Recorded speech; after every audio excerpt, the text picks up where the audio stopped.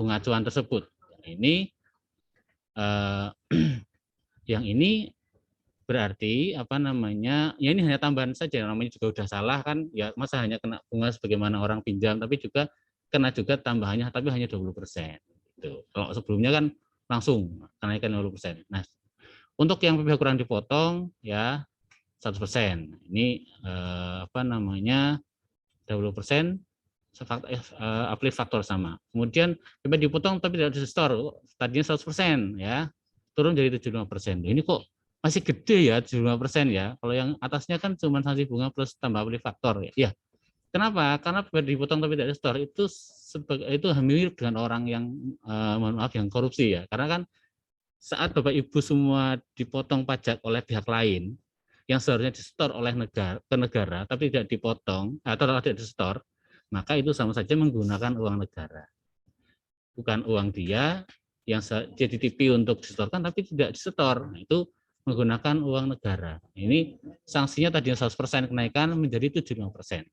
Tetap kena sanksi tapi tidak sebesar seharusnya, sebelumnya, tidak sebesar sebelumnya. Begitu juga dengan PPN, PNBM kurang dibayar ya 100%. Karena PPN itu kan bukan uangnya dia ya. Kalau PPN itu pada dasarnya adalah mungut saja. Gitu. Misalnya kalau kita belanja di supermarket ya kan, udah bayar katakanlah belanja habis 1.100.000 gitu, 100.000 adalah PPN-nya. Kalau sama supermarket uang PPN itu tidak disetorkan, wajar dong kalau misalnya kena sanksi lebih besar daripada yang kita kena PPh kita ya, tapi belum dibayar kan, itu berarti kan memang uang tadinya uang kita. Beda dengan kalau PPN dan yang PPh dipotong tapi tidak disetor itu mirip, itu adalah uang orang lain yang dititipkan kepada wajib pajak tapi tidak disetorkan atau belum disetorkan. Itu wajar kalau sanksinya besar. Tujuannya apa? Tentu deterrent effect agar tidak ada lagi wajib pajak atau orang yang mempunyai niat atau melakukan hal yang sama. Dan yang B, sanksi setelah upaya hukum, namun urusan keberatan pengadilan menguatkan ketetapan PDP. Ini dalam hal Bapak Ibu sekalian wajib pajak ada upaya hukum, misalnya keberatan ya, misalnya jadi kalau saya keberatan ini udah 80 kilo ya itu diet atau bukan. Ini keberatan upaya hukum. Jadi kalau misalnya Bapak Ibu sekalian setelah ada SKPKB atau catatan pajak, SKPKB atau SKPBT ya, merasa bahwa saya tidak sepakat dengan isi dari SKP tersebut. Oh, menurut saya itu harusnya nggak segitu pajaknya. Nah, itu ngitungnya ada yang keliru. Menurut saya nggak segitu. Nah, itu boleh. Itu diberikan kesempatan untuk keberatan. Nah, pada saat keberatan, misalnya menurut SKPKB katakanlah pajaknya 100 juta. Oh, menurut hitungan Bapak atau wajib pajak, oh, menurut saya harusnya 50 juta gitu ya. Itu boleh keberatan, ya, boleh melakukan keberatan. Nah, tapi dalam hal hasil keberatan adalah ditolak, artinya oh benar kok DJP 100 juta itu, Bapak ngajukan bilangnya 50 juta, ini benar 100 juta. Nah, ada sanksinya, yang sanksi tadinya 50% ya, 50% dari yang keberatan, sekarang jadi turun jadi 30%. Loh, kok namanya kita udah ngajukan upaya hukum masih dikena sanksi gitu. Ini mau karepe gimana sih ya? Kenapa ada sanksi seperti ini? Karena keberatan itu membuat penagihan pajak tidak bisa dilaksanakan. Karena objek dari keberatan, objek atau materi yang diajukan keberatan itu belum jadi utang pajak sebelum dia inkrah. Makanya kalau normalnya setelah ada SKPKB, setelah 1 bulan 1 tempo, nanti ada teguran, kemudian ada surat paksa, sampai ke tindakan penyitaan dan seterusnya. Tapi dengan adanya upaya hukum keberatan, maka ada tertunda gitu. Jadi kalau apa namanya, apa yang tertunda ya? Jadi kalau ini tertunda ya, jadi harusnya kena tindakan penagihan nggak jalan nih karena keberatan ini. Begitu juga setelah keberatan, oh saya masih belum puas, saya ngajukan banding ke pengadilan pajak. Itu juga sama, itu jadi tindakan penagihan pajak tertunda, belum menjadi utang pajak. Makanya ada sanksinya lagi ya, tadinya 100% untuk banding menjadi 60%. Kemudian juga ada peninjauan kembali.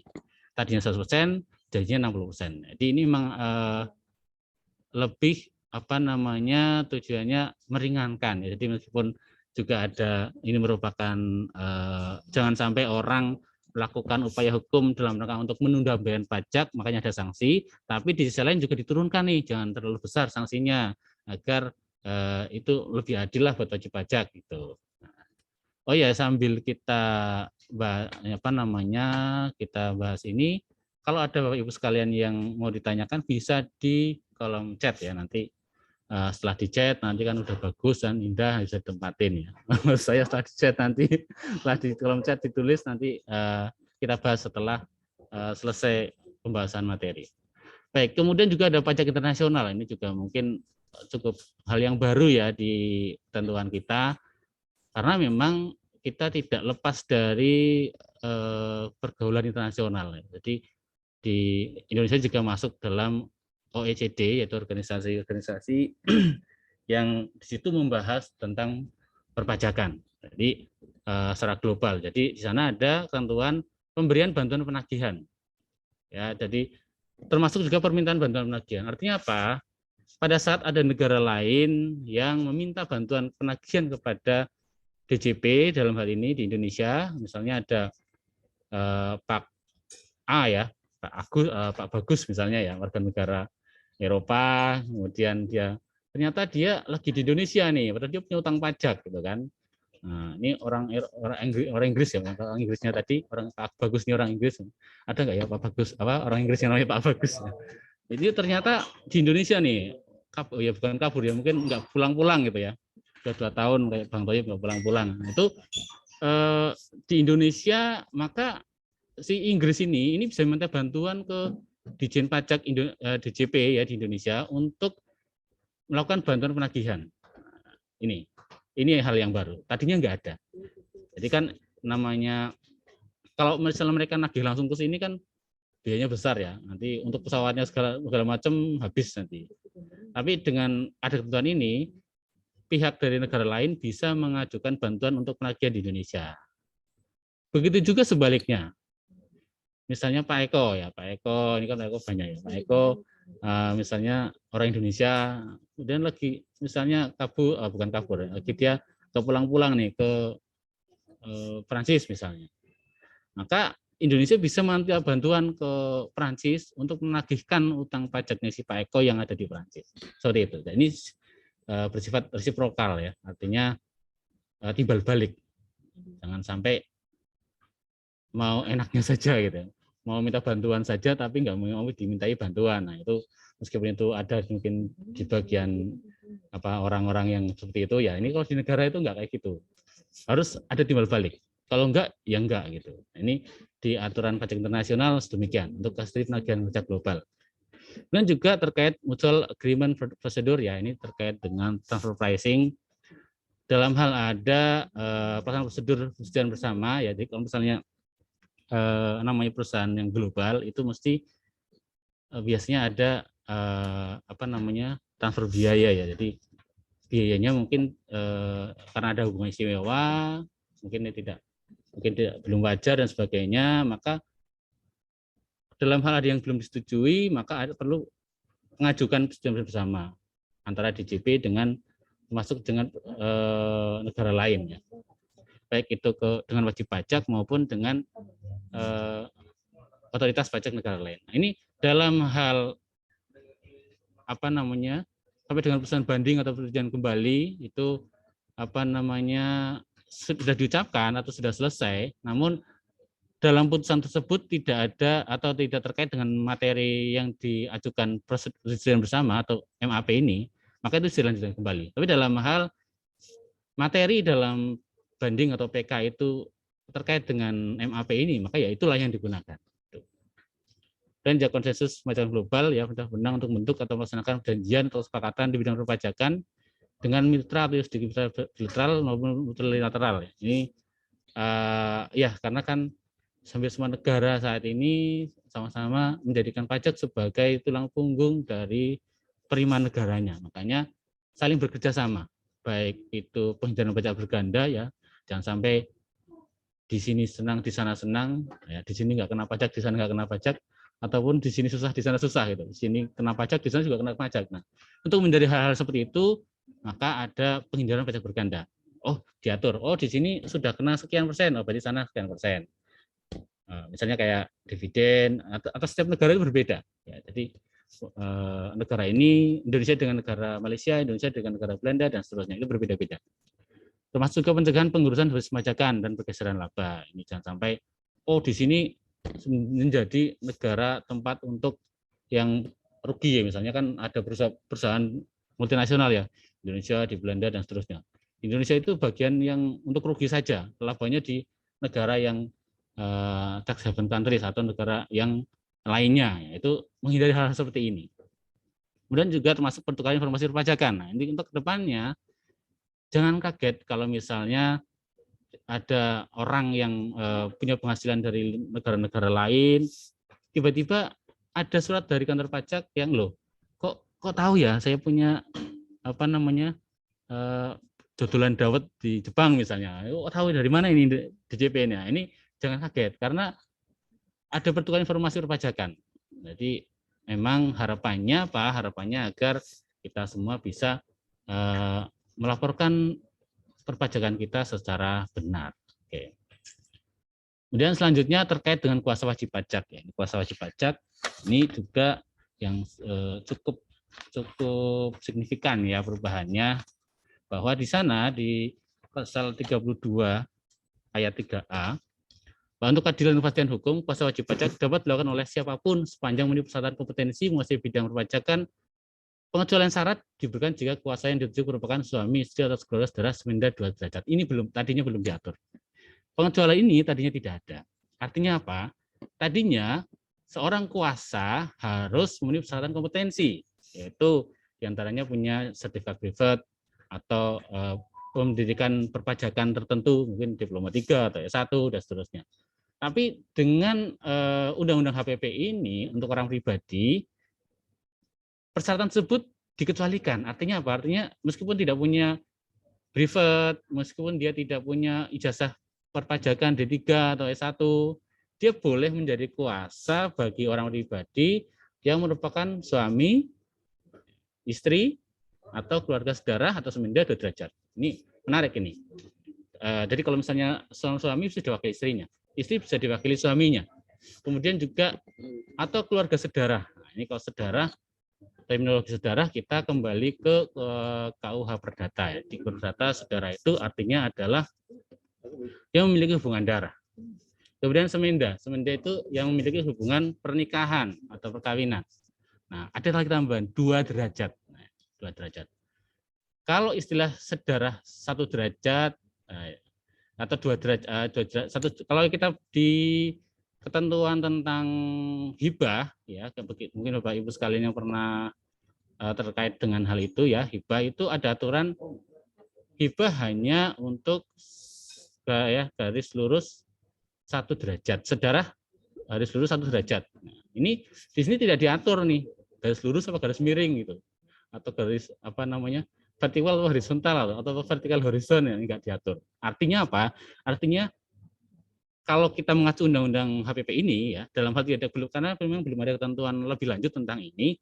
Kalau di aturan sebelumnya, di undang-undang sebelumnya ini yang diatur menurut peraturan Menteri Keuangan. Di sini tidak ada. Di sini hanya sampai di sini titik. Nah, kalau dalam hal ini saja, artinya apa? Artinya adalah ke samping 2 derajat bisa. Atau lurus 2 derajat bisa. Kalau lurus 2 derajat, artinya adalah ayah, 1 derajat itu ayah atau ibu ya, orang tua ya, kemudian kakek nenek itu ke atas. Karena namanya lurus-lurus ya, keluarga sedarah lurus itu artinya adalah yang seorang diantaranya itu saling orang tua atau anak gitu lah, itu gampangnya seperti itu. Tapi kalau samping itu berarti memiliki orang tua yang sama. Jadi kalau tadi contoh sedarah garis lurus 2 derajat berarti kan bisa sampai kakek nenek bisa. Kalau semenda itu berarti kakek nenek dari istri gitu ya. Jadi kalau semenda itu kan kalau 1 derajat berarti mertua. Kalau di atasnya kan berarti orang tuanya mertua. Nah, kalau misalnya semenda ke samping itu artinya ipar. Gitu kan. Kalau sedarah ke samping itu berarti saudara, kakak, adik. Itu bisa. Nah, kalau kita mengacu ke undang-undang ini berarti seperti itu. Artinya kuasa saudara ini tidak perlu ada persyaratan kompetensi, tidak perlu dia punya sertifikat privat, tidak perlu dia punya ijazah keperpajakan, itu tadi syaratnya. Yang penting dia suaminya, istrinya, atau keluarga saudara atau seminta 2 derajat. Nah, ini bisa jadi dia ke samping atau kakak adik, atau dia ke atas, ke bawah, anak atau orang tua atau kakek nenek atau cucu, karena 2 derajat. Ini hal yang cukup baru dan saya yakin karena ingat tadi Undang-Undang KUP ini berlaku mulai diundangkan tanggal 29 Oktober 2021, artinya apa? Artinya ini sudah mulai berlaku. Artinya Bapak Ibu, nah ini saya nggak ngajarin, tapi sedang memberi informasi. Bapak Ibu orang pribadi ya bisa memberikan kuasa kepada kakaknya, adiknya, kemudian iparnya, kemudian juga karena ini 2 derajat ya bisa juga sampai ke kakeknya, kakek ke cucunya itu bisa ya. Sebelumnya ada diatur seperti ini, tidak diatur seperti ini dan tidak boleh. Biasanya hanya suami istri saja karena kan suami istri itu pada dasarnya adalah satu kesatuan ekonomi. Baik, selanjutnya terkait dengan menunjukkan pihak lain sebagai pemotong atau pemungut pajak baru. Di pasal 32A disebutkan, ini adalah pasal yang baru Bapak Ibu sekalian, pemerintah dapat menetapkan pihak lain, misalnya penyedia sarana elektronik, marketplace sebagai pemotong pemungut pajak atas transaksi yang melibatkan pihak lain tersebut. Nah, ini juga hal yang baru. Kalau yang tadi mungkin menyenangkan bagi wajib pajak, yang 32A ini mungkin bagi sebagian orang waduh gitu. Waduh ini bakal dipotong nih ya, dan seterusnya. Tapi ini ketentuan di Undang-Undang KUP bahwa pemerintah dapat menentukan pihak lain sebagai pemotong pemungut pajak. Nah, loh, kalau misalnya mereka tidak mau melakukan pemotongan pajak gimana? Nah, ada sanksinya. Sanksi bagi si pihak lain tersebut. Di antaranya adalah sanksi perpajakan maupun sanksi dia tidak lagi bisa dapat mengakses layanan elektronik atau tidak bisa, karena bisa diblokir oleh Kementerian Keuangan, bisa meminta kepada kementerian terkait, ya dalam ini Kemenkominfo, untuk memblokir si pihak ketiga tersebut agar tidak bisa melakukan kegiatan lagi di internet seperti itu. Kemudian penegakan hukum pidana pajak ya, di sini mengedepankan pemulihan kerugian pendapatan negara. Di antaranya adalah menambah wewenang penyidik pajak untuk melakukan pemblokiran dan atau penyitaan aset sebagai jaminan pemulihan kerugian pada pendapatan negara. Sebelumnya, ketentuan ini atau pemblokiran atau penyitaan ada di jurusita pada saat dia melakukan tindakan penagihan pajak. Tapi sekarang, ketentuan ini ada, kewenangan ini diberikan juga kepada penyidik pajak. Namanya lagi penyidik ya. Penyidik itu kan dalam hal ada tindak pidana. Seringkali semua penyidik sudah bersusah payah segala macam melakukan penyidikan pajak. Nah, ini si pengemplang ya, orang yang disidik ini, wajib pajak yang melakukan tindak pidana ini dalam proses tersebut dia mengalihkan asetnya atau mengalihkan semua, baik itu aset yang ada di perbankan maupun aset yang lainnya. Maka untuk menghindari hal-hal tersebut, maka diberikan kewenangan pada penyidik pajak untuk melakukan pemblokiran atau penyitaan aset. Jadi jangan sampai aset itu berpindah sebelum selesai kegiatan penyidikan pajak, sebelum selesai. Kemudian yang diatur di sini adalah hingga tahap persidangan, WP diberikan kesempatan untuk mengembalikan kerugian pada pendapatan negara dengan membayar pokok pajak dan sanksi sebagai pertimbangan untuk ditutup tanpa penjatuhan pidana penjara atau disebut ultimum remedium. Artinya apa? Pajak ini tujuannya bukan untuk menghukum orang. Jadi fungsi pajak itu ada dua. Pertama ada fungsi budgeter, kedua fungsi reguler. Budgeter itu untuk dalam rangka mengisi pendapatan negara, reguler itu mengatur.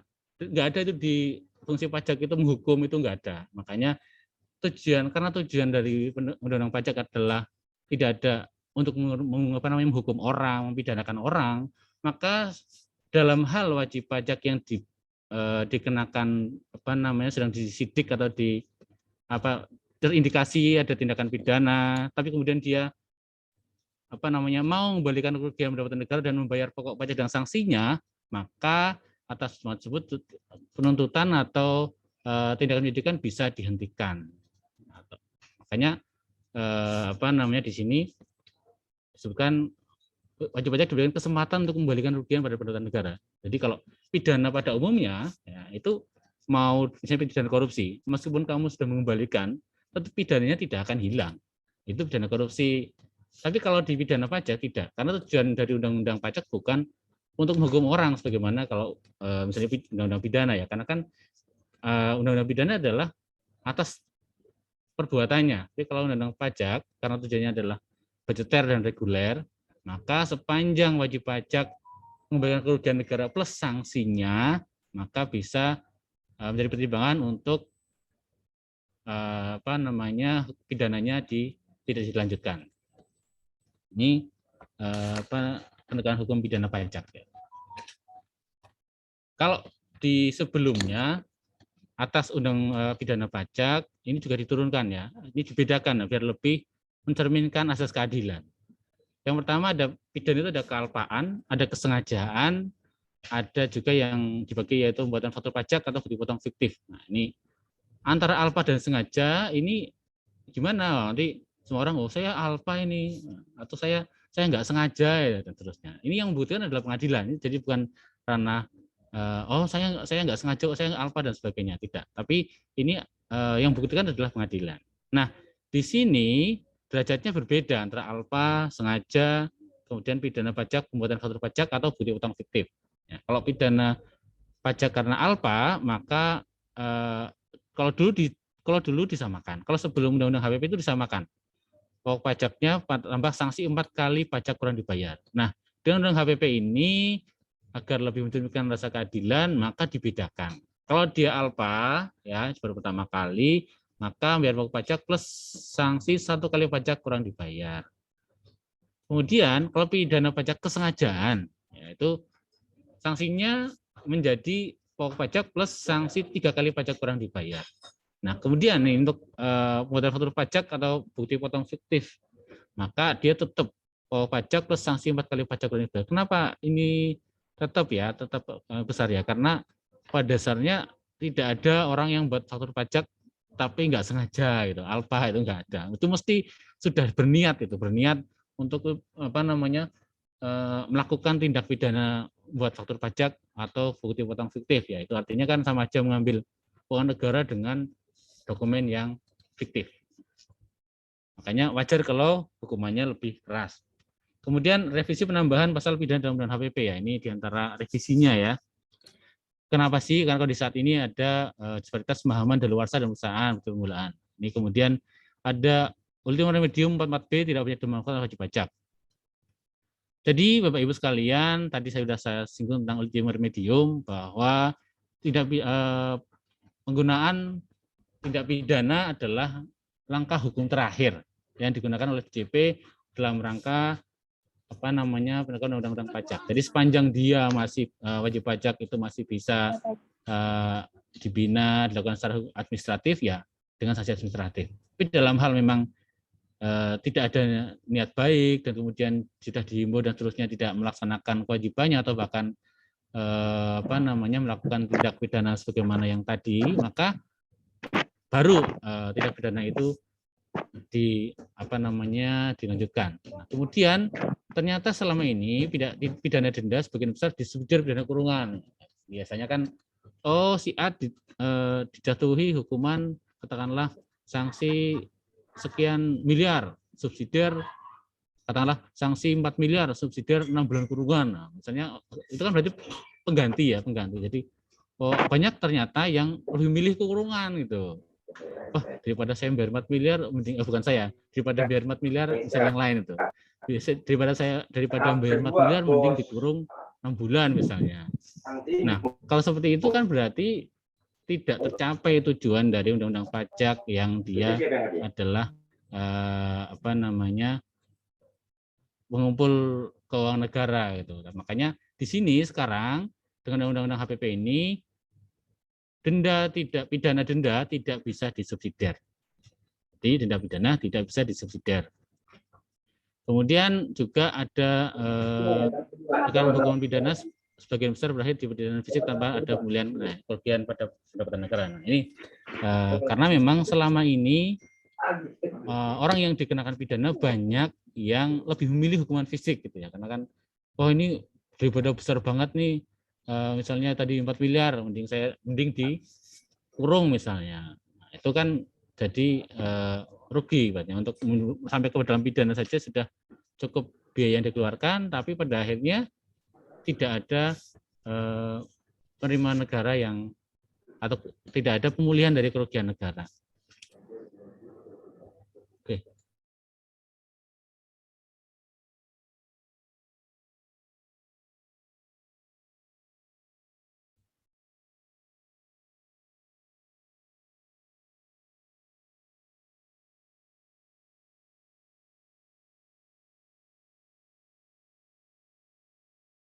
Oke. Baik, saya lanjutkan. Baik, ini adalah ikhtisar pasal pidana Undang-Undang HPP ya. Tadi yang sudah saya sampaikan, yang baru ya, yang cukup baru ya, sini adalah wewenang blokir sita pada penyidik pajak yang tadinya nggak ada menjadi ada.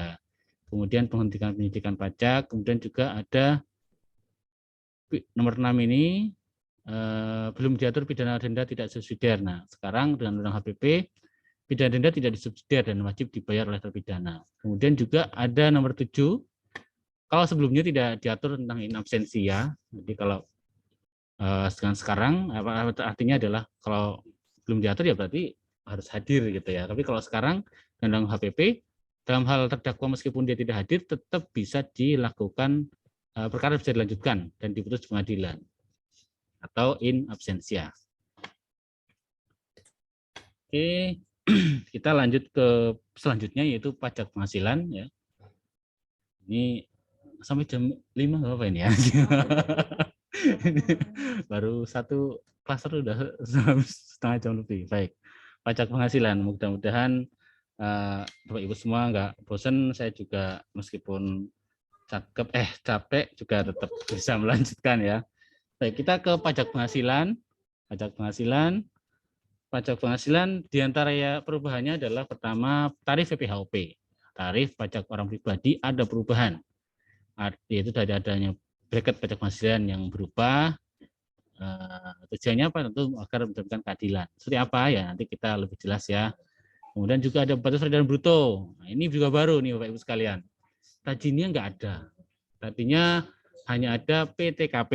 Sekarang ada batas peredaran bruto yang kena pajak, yang tidak kena pajak. Gitu. Jadi mirip dengan PTKP, tapi untuk PPH atau orang pribadi yang terkena pajak PP23, yaitu pajak penghasilan dari peredaran bruto tertentu. Kemudian juga ada tarif PPh badan ya yang berubah, yang ya kemudian nanti lebih jelasnya ya. Kemudian ada pajak atas natura ya. Ini beberapa aspek perubahannya ya. Ini hanya 4 sih ya, tapi nanti kita lebih rinci ya. Yang pertama adalah pengenaan pajak atas natura. Tapi Ibu sekalian, kalau kita ingat di ketentuan sebelumnya, atas natura ya, atas natura itu kan pemberian natura atau natura itu kan bukan uang ya. Natura kepada pegawai dapat dibiayakan oleh pemberi kerja. Nah, ini aturan yang sekarang. Kalau yang sebelumnya pemberian natura sebagai penggantian atas pekerjaan atau imbalan atas pekerjaan sebelumnya secara umum adalah bagi si penerima, bagi pegawai bukan penghasilan. Tadinya seperti itu. Dan bagi si perusahaan atau si pemberi kerja tidak dapat dibiayakan, kan gitu. Jadi intinya ya berarti yang kena nanti perusahaan gitu kan, karena perusahaan tidak bisa membiayakan biaya yang keluar untuk beli natura bagi si pegawai, padahal kan biaya itu keluar, artinya pajaknya jadi pajak badannya lebih besar gitu. Nah, dengan ketentuan kecuali beberapa hal ya, Nah, dengan ketentuan Undang-Undang HPP, maka atas natura menjadi penghasilan bagi si karyawan, katakanlah gitu ya. Jadi karyawan yang tadinya atas kalau dikasih natura atau bukan uang dia apa namanya tidak kena pajak, sekarang jadi kena pajak. Tapi sebaliknya bagi perusahaan ya, perusahaan itu dapat dibiayakan, gitu. Ya, diadil. Jadi yang sekarang ya yang kena ya yang menikmati penghasilannya, yang mendapatkan penghasilannya. Ini kan selama ini kan yang dapat si pegawai, yang nanggungnya si perusahaan, itu kan gitu. Nah, apakah semua natura itu kena pajak? Kan gitu pertanyaannya. Kemarin oleh Bu Menteri sudah disampaikan bahwa tidak seperti itu, bahwa tidak semua natura nanti kena pajak. Kemarin Bu Menteri mencontohkan, laptop misalnya, laptop yang digunakan untuk kerja oleh karyawan, ya itu nggak mungkin. Nah, begitu beliau mencontohkan seperti itu. Tapi tentang apa, bagaimana dan batasannya, tentu nanti lebih jelasnya di ketentuan peraturan yang mengatur secara teknis. Karena memang banyak dari ketentuan Undang-Undang HPP ini yang akan diturunkan dengan ketentuan yang lebih jelas melalui PMK maupun peraturan pemerintah. Nah, termasuk diantaranya ini.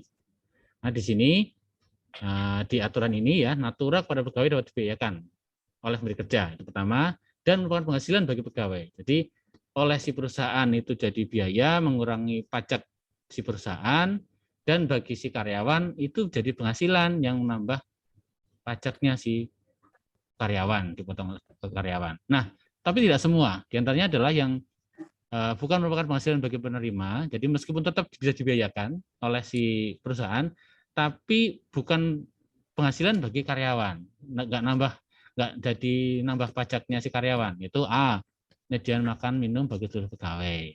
Itu bagi perusahaan dapat dibiayakan, nantinya bagi karyawan tidak nambah dianggap sebagai penghasilan, jadi tidak nambah pajaknya, enggak.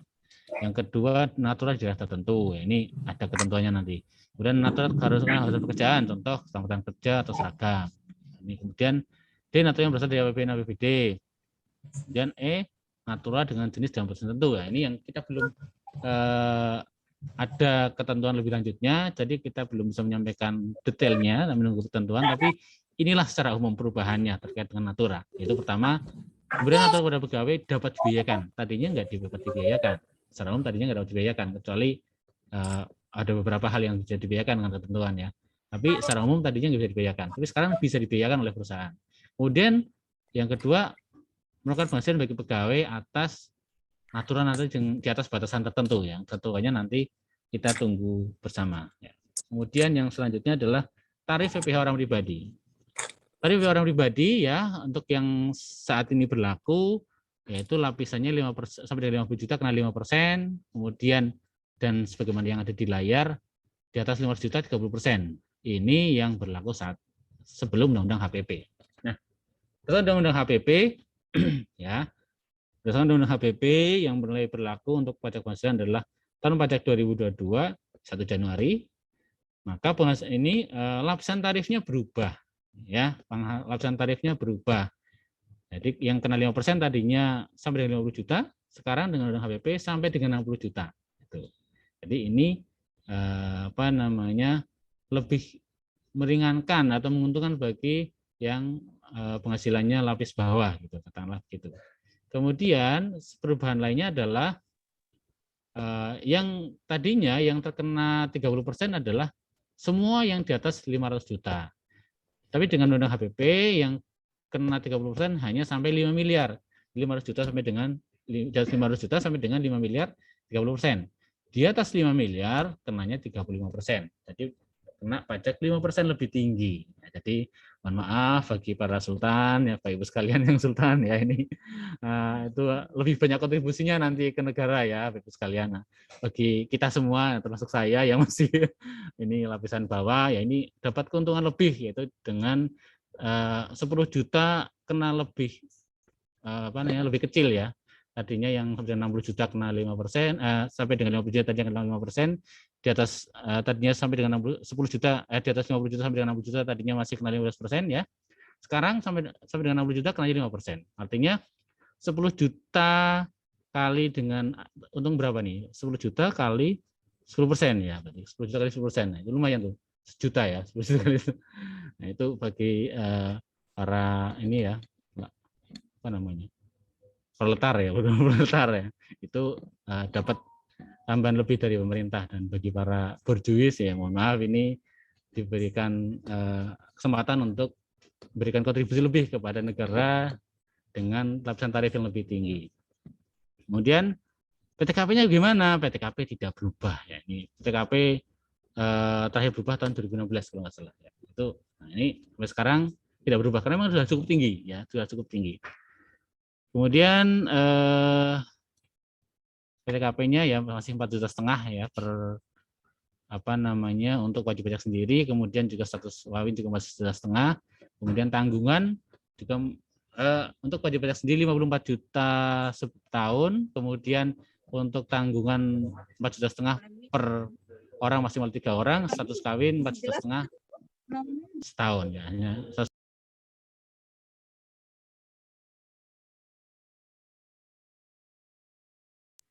Ini iseng banget ya hostnya. Saya di unmute. Oke, baik. Lanjut kita ke ilustrasinya ya. Ini ilustrasi penghitungannya. Nah, ini dengan adanya undang-undang HPP ini efeknya ya. Bagi mereka yang misalnya yang penghasilan netonya 5 juta, ini neto ya, 5 juta dan setahun 60 juta, maka dengan undang-undang HPP tidak ada perubahan. Ya, karena penghasilan kena pajaknya yang dia penghasilan kena pajaknya masih di bawah 60 juta itu tidak ada perubahan. Ya. Penghasilan neto setahunnya masih di bawah penghasilan netonya masih di bawah ya penghasilan kena pajaknya gitu, kita memudahkan gitu. Penghasilan kena pajak karena PTKP bisa beda-beda ya. Ini penghasilan kena pajak ini kan penghasilan bulanan ini 5 juta disetahunkan, jadi kalikan 12 dari 60 juta ya. Ini neto. Ini PTKP TK0 itu artinya adalah bujangan. Jadi bujangan bukan pak jangan ya. Bujangan berarti perempuan ya. PTKP penghasilan tidak kena pajak ya, bujangan. TK artinya status tidak kawin atau masih belum nikah, nol tanggungan, itu 54 juta. PTK-nya sama ya, 54 juta. Ini dalam hal 54 juta, dalam hal bujangan tanpa tanggungan, ini ilustrasinya. Kalau dia penghasilan bulanannya 5 juta neto, per tahun 60 juta, maka penghasilan kena pajak menjadi 6 juta, karena 60 juta kurangi 54 juta. Kemudian pajaknya berapa? Dengan undang saat ini, tarifnya 5% kali 6 juta, 300.000 pajaknya. Undang-undang HPP juga sama, 5% kali 6 juta, 300.000. Tidak ada perubahan di podo wae. Jadi kalau ini gak ngaruh. Tapi kalau yang misalnya penghasilan bulanannya netonya ada 9 juta ya, kalikan 12, 108 juta neto, kurangi PTKP bujangan 54 juta, maka dapat penghasilan kena pajaknya 54 juta. Ini berpengaruh. Kenapa? Karena tadi lapisan 5%-nya berubah, naik.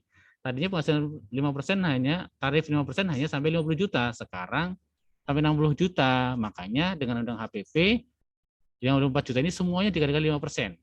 Kalau dulu, undang saat ini ya, bukan dulu, undang saat ini, saya ulangi, undang saat ini, maka kalau 54 juta, maka 5% kali 50 juta, kemudian yang 6 juta ini salah ini, 4 juta harusnya, ya kan? Oke, saya mohon maaf Ibu sekalian, ini 4 juta kali 15%, ya. 4 juta kali 15%, benar hitungannya, 600.000, ya. 54 juta, ya 4 juta kali 15%, kemudian 600.000, 3,1 juta. Ini pajaknya. Kemudian dengan undang-undang HPP, undang-undang yang baru, maka semuanya kalikan 5%. Tidak ada lagi kena 15%. Kenapa? Karena dia masih di bawah 60 juta atau 60 juta ke bawah. Batasnya adalah 60 juta yang kena 5%. Nah, kita lihat ke yang ketiga. Dia penghasilan bulannya 10 juta. Maka dia kalau dia penghasilan 10 juta, setahun 120 juta ini neto. PTKP-nya bujangan 54 juta, penghasilan kena pajaknya 66 juta. Dengan undang-undang saat ini 50 juta kali 5% kali 2,5 juta, kemudian 16 juta dari mana? 66 juta penghasilan kena pajak dikurangi 50 juta lapisan lama ya, yang undang-undang lama, maka 16 juta ini kalikan 12%, 2,4 juta. Dengan undang-undang baru tidak seperti itu, tapi yang kali 5% adalah 60 juta. Baru sisanya yang 6 juta adalah kalikan 15%. Dapat angka 3,9. Jadi dengan undang-undang yang baru maka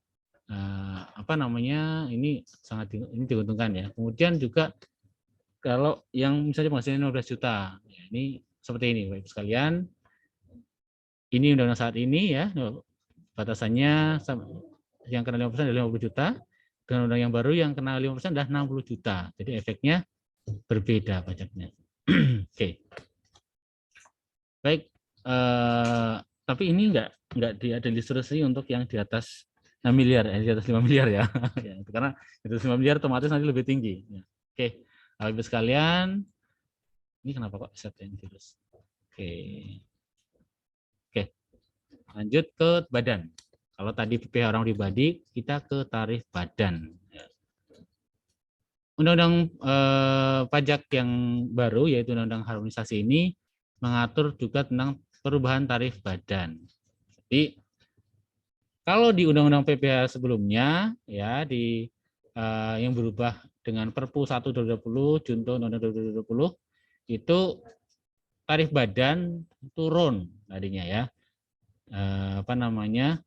22% di tahun 2021, kemudian tahun 2022 harusnya 20%. Jadi Bapak Ibu semua, mohon maaf yang badan usaha belum sempat menaikkan turunnya sudah naik lagi gitu ya. Jadi ini bukan PHP ya. Jadi ini bukan PHP, tapi ini kita menyesuaikan dengan kondisi di negara-negara sebagaimana yang ada di layar ya. Di rata-rata OECD itu 22,8% tarifnya emangnya. Eropa ya 18%. Rata Amerika itu 27% tahun 2021. Nah, Inggris 19%. Kok kita nggak sama dengan Inggris saja gitu ya. Kalau mau yang begini maunya sama kayak Inggris ya. Kemudian kalau yang G20 24%. Jadi kita memang sudah cukup moderat ya dengan 22%. Karena di ASEAN sendiri juga rata-ratanya 22%. Ini mungkin kalau kita 20% nanti jadi ini merusak keseimbangan di ASEAN ya. Enggak. Nah, Bapak Ibu sekalian, jadi intinya adalah mulai tahun 2022 dan seterusnya pajaknya adalah tarifnya 22% atau sama dengan saat ini. Sama dengan tarif saat ini 22% untuk badan. Sebelumnya kan 20%, turun 22%, kemudian rencananya mau turun di tahun 2020%. Nah, ini dengan Undang-Undang HPP maka pajaknya tetap 22% sampai dengan seterusnya. Itu. Jadi Ibu sekalian yang sudah mulai menghitung perencanaan pajaknya, ini. Jadi badan pajaknya tetap 22%. Nah, kok gonta-ganti terus ya, Bapak? Nah, itu perubahan-perubahan itu sesuatu yang pasti ya Ibu sekalian, dan kalau undang-undang pajak kok bisa berubah-ubah ya. Contohnya ini ya, batas badan bruto ini menunjukkan bahwa pemerintah sangat akomodatif dan sangat responsif dengan apa yang masukan dari Bapak Ibu sekalian ya. Kalau Bapak Ibu sekalian beri masukan bukan ke saya, ke kami ya, kalau terkait undang-undang ya. Karena kami di DJP adalah sebagai pelaksana undang-undang. Tapi kalau ingin masukannya itu cepat itu respon ya, itu silahkan sampaikan kepada Bapak Ibu semua wakil rakyat kita di DPR sana, dan juga tentu mungkin dengan caranya lain ya, agar sampai kepada pemerintah yang memang punya kewenangan untuk mengatur ini. Makanya tadinya ini batas badan bruto ya 500 juta untuk orang pribadi. Ini kalau kita lihat sebelumnya ya Pak Ibu sekalian, di PP 4 tahun 2013 itu adalah pajak final atas badan bruto tertentu, itu omset berapapun kena 1%, dulu seperti itu. Kemudian banyak sekali yang 1% gede banget itu kan. Akhirnya karena ada masukan sebagainya, pemerintah melakukan revisi dengan PP 23 tahun 2018, yaitu 0,5%, jadi separohnya. Nggak tanggung-tanggung, turunnya dari 1% jadi 0,5%. PP 23 tahun 18. Nah, kemudian masih ada masukan lagi. Loh kok enak ya, itu karyawan penghasilan netonya 54 juta nggak kena pajak. Saya jualan cuman laku ibaratnya sebulan cuman 2 juta kotor kena 0,5%, gitu kata dia. Padahal kalau 2 juta kali 12 kan cuman 24 juta, masih di bawah 24 juta. Kenapa saya kena itu karyawan yang enak-enak aja itu, katakannya gitu misalnya. Itu nggak kena gitu. Nah, ini diakomodir itu, pemerintah direspon dengan baik ini dengan Undang-Undang HPP ini. Jadi ini semua adalah masukan dari Bapak Ibu sekalian sebagai wajib pajak. Dan kalau komplain yaitu kalau komplain ke kami yaitu kita hanya melaksanakan undang-undang. Nah, ini kalau undang-undangnya mengatakan turun ya kita ikut turunkan. Kalau undang-undang mengatakan ada batasannya ya kita bilang ada batasannya. Ini dengan undang HPP ini ada batas peredaran bruto tertentu. Jadi kalau sebelumnya tidak ada ketentuan tentang batas, jadi semua omset kalikan 0,5% bagi yang terkena PP 23 tahun 18, sekarang ada batasan tertentu. Ya. Jadi bagi mereka yang omsetnya sampai dengan 500 juta itu tidak ada pembayaran pajak. Jadi ada batasan kayak PTKP. Sampai dengan 500 juta omset tidak dikenakan pajak.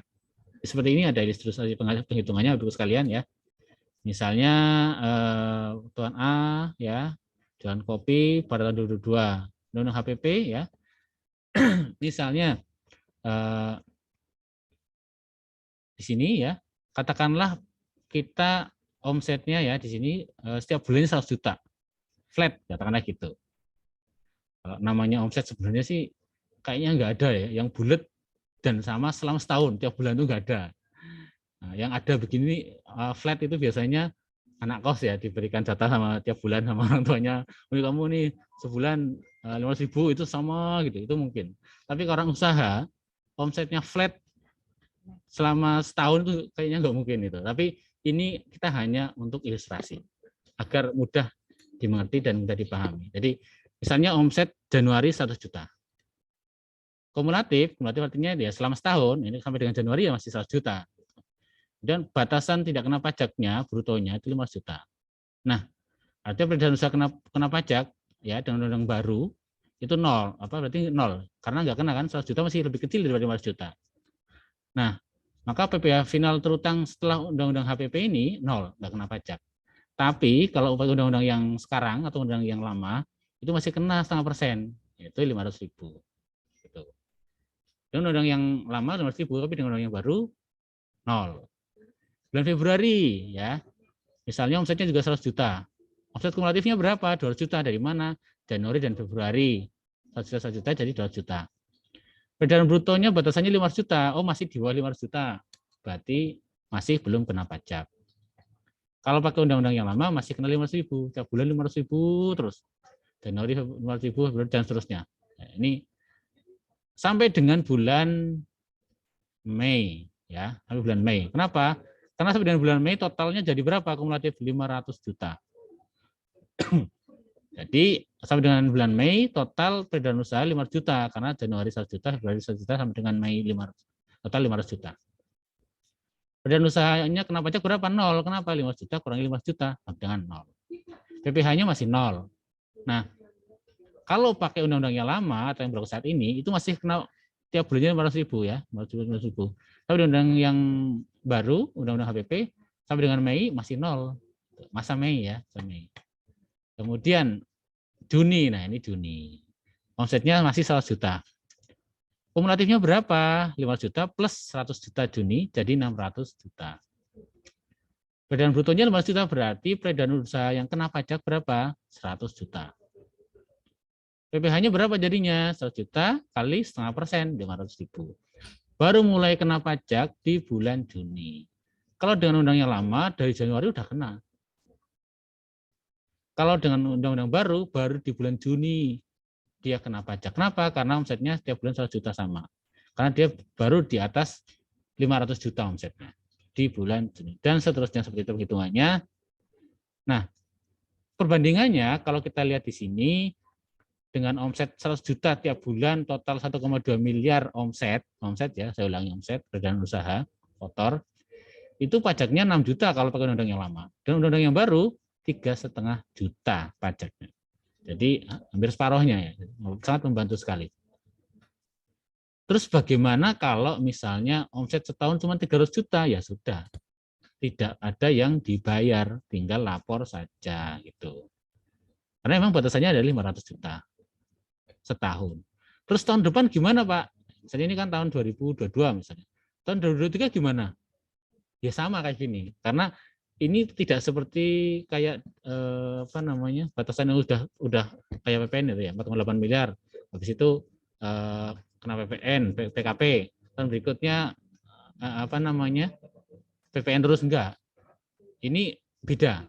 Ini adalah batasan omset kena pajak atau batasan omset tidak kena pajak. Jadi ini mirip kayak PTKP. Jadi setiap tahun dapat. Setiap tahun menghitungnya seperti ini. Sepanjang masih memenuhi PP 23 tahun 18, yaitu omset masih di bawah 4,8 miliar.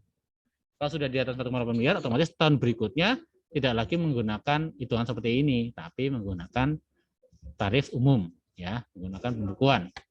Oke, ini adalah ketentuan yang baru, ya, ketentuan yang baru yang tentunya sangat bermanfaat bagi para UMKM. Oh iya, saya ulangi, tadi itu untuk orang pribadi ya. Jadi itu hanya untuk orang pribadi. Karena yang kena PP 23/18 itu tidak hanya orang pribadi, tapi badan juga ada. Tapi di sini yang ada batasan omset tidak kena pajak adalah hanya untuk orang pribadi pengusaha. Ini perlu digarisbawahi, jangan sampai salah paham bahwa dianggapnya semua yang kena PP 23 ada batasan omset, tidak, tapi hanya untuk orang pribadi. Batasnya adalah 500 juta setahun. Baik, kemudian ketentuan selanjutnya adalah penyesuaian ketentuan penyusutan dan amortisasi. Di Undang-Undang Nomor 36 tahun 2008 atau Undang-Undang PPH sebelumnya ya, yang di Undang-Undang Ciptaker, masa manfaat untuk bangunan adalah 20 tahun. Dan masa manfaat kelompok 4 harta terwujud juga 20 tahun. Tapi di Undang-Undang HPP ya, Undang-Undang Nomor 7 2021, dia diberikan pilihan bagi WP dapat membebankan biaya penyusutan bangunan permanen dan amortisasi harta terwujud yang memiliki manfaat lebih dari 20 tahun. Jadi dimungkinkan untuk lebih dari 20 tahun. Tapi ketentuan lebih lanjutnya nanti kita lihat atau kita tunggu di peraturan pemerintah PP yang saat ini belum turun. Dan juga terkait apa namanya, penambahan objek biaya final pasal 4 ayat 2. Ini pasal 4 ayat 2 ya, untuk bunga atau diskon surat berharga jangka pendek ya. Yang tadinya belum diatur menjadi dikenakan biaya final sesuai pasal 4 ayat 2. Kita lanjut ke PPN ya, masih ada beberapa klaster lagi. Sebelum kita semua capek ya, kita lanjut dulu. PPN ya, yang berubah adalah ada objeknya. Modal objek PPN ada perubahan, ada fasilitas PPN, pengurangan atau pengecualian dan fasilitas PPN, dan juga ada tarif PPN. Ini juga akan ada perubahan, Bapak Ibu sekalian. Apa dan bagaimana lebih lanjutnya ya. Bapak Ibu sekalian, kalau kita lihat barang kebutuhan di sini ya disebutkan pengecualian objek dan fasilitas PPN. Di antaranya barang kebutuhan pokok, jasa kesehatan, jasa pendidikan, jasa pelayanan sosial, dan jenis jasa lainnya berikan fasilitas pembebasan PPN. Kemudian juga di sini kalau sebelumnya ya, sebelumnya barang kebutuhan pokok, jasa kesehatan dan lain-lain itu masuk ke kesehatan dan medik ya, pendidikan itu masuk ke barang atau jasa yang tidak kena pajak, bukan BKP atau bukan JKP. Artinya memang tidak kena PPN gitu ya. Tapi dengan ketentuan yang baru menjadi BKP atau JKP. Hanya saja dia masuk dibebaskan, ada yang dibebaskan, ada yang karena barang strategis dan seterusnya. Nanti akan ada penjelasan lebih lanjut dengan ketentuan di bawahnya ya Bapak sekalian. Karena kalau kita lihat kemarin juga disinggung ya, jangan sampai antara jasa pendidikan, bukan berarti jasa pendidikan itu nanti sekolah kena PPN itu tidak. Karena nanti lebih jelasnya nanti akan ada ketentuan lebih lanjut dari pemerintah ya. Nah, namanya barang menjadi BKP atau JKP ya, meskipun dia dibebaskan, maka si pemberi jasa atau si penyerah atau si penjual BKP tersebut konsekuensinya adalah dalam hal dia di atas 4,8 wajib BKP ya, karena dia menyerahkan JKP atau jasa kena pajak atau menyerahkan barang kena pajak meskipun dia dibebaskan, maka ada kewajiban untuk menjadi PKP karena dia harus menyerahkan, harus membuat faktur ya dengan kode 08. Tapi nanti apa dan bagaimana Bapak Ibu semua yang bergerak di bidang ini, kita tunggu sama-sama terkait dengan ketentuan lebih lanjutnya. Nah, Bapak Ibu sekalian, kalau kita lihat di sini ya, ini adalah kondisi saat ini. Kondisi saat ini dan Undang-Undang HPP, barang dan jasa yang tidak kena PPN hanya ini. 1, 2, 3, 4, 5, 6, 7, 8. Padahal dulu ya, sebelumnya, undang-undang sebelumnya, itu ada misalnya barang hasil pertambangan atau hasil pengeboran yang diambil langsung dari sumbernya. Tidak termasuk hasil pertambangan batu bara, itu masuk barang yang tidak kena pajak. Nah, sekarang itu tidak ada di sini. Artinya apa? Bisa jadi itu menjadi BKP, gitu kan? Kemudian apakah dia dibebaskan atau tidak? Ya nanti kita lihat. Jadi kalau Bapak Ibu sekalian yang bergerak di bidang ini, yang penjualan atau penyerahan barang hasil pertambangan atau pengeboran yang berasal dari sumbernya, ya, apakah itu pasir, batu dan seterusnya, ya, hasil pertambangan atau pengeboran, nah itu kita lihat sama-sama. Itu harus sama-sama tunggu apakah itu menjadi kena pajak ataukah itu barang dibebaskan. Nah itu kita masih menunggu ketentuan lebih lanjut. Karena apa? Karena dia tidak masuk di sini, tidak masuk dalam list barang yang tidak kena pajak atau jasa kena pajak. Nah, kalau kayak barang kebutuhan pokok tadi sudah disebutkan di slide sebelumnya bahwa dia masuk dalam yang dibebaskan, maka barang strategis. Nah, maka meskipun dia BKP, tapi dia tetap mungkin tidak perlu bayar PPN. Hanya saja dia nanti si yang menjual itu kalau dia di atas 4,8 harus menjadi PKP atau pengusaha kena pajak. Kemudian diantaranya yang apa namanya tidak lagi, ya ini banyak ya yang tadinya ada di list non JKP atau jasa tidak kena pajak menjadi tidak ada. Artinya apa? Artinya menjadi jasa kena pajak. Tapi apakah dia lari ke yang dibebaskan ataukah dia lari ke yang terkena pajak PPN tarif khusus? Nah itu kita tunggu sama-sama ya, karena memang ada nanti tarif PPN yang final. Ini tarif PPN ya Bapak Ibu sekalian. Untuk PPN saat ini tarifnya adalah 10% hanya sampai dengan Maret 2022. Ini masih bulan November, Desember, Januari, Februari, Maret. Nah ini jadi masih ada kesempatan 4 bulan untuk mengenakan PPN 10%. Jadi ini saatnya Bapak Ibu semua belanja dan menjual itu ya, karena PPN-nya masih 10%. Nanti mulai 1 April 2022 itu 11% tarifnya sampai dengan Desember 2024. Nah, ini yang penting yang udah deket ini yang perlu diingat-ingat adalah mulai 1 April 2022 PPN tarifnya 11%. Gitu. Mulai April 2022, 1 April tarifnya 11%. Nah, saat ini kan 10%.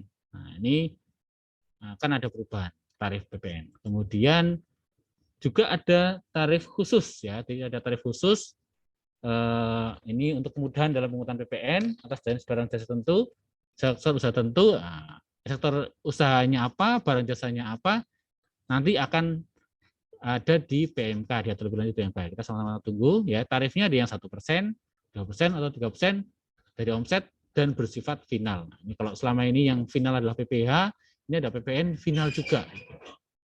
PPN final ya, 1%, 2%, 3%. Barang atau jasanya apa, sektor usahanya yang apa, nanti kita lihat di PMK.